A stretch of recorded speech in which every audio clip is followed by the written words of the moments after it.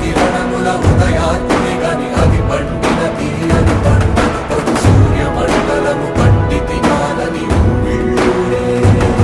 తన దేహం నాటున రవి మరుగై జగము చీకటై కాదా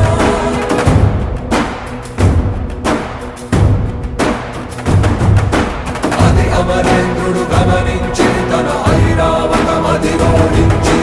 ఆంజనేయుని సమీపించి తన వజ్రాయుధము విసరగా అది పవన నందనుని హనుముని తాకా చిందిన రక్త బిందువే విద్యుద్వేగంతో ధరణి స్థలి వంద కడలిలో చచ్చి వంద కడలి అట్టడుగున గల శ్రీరా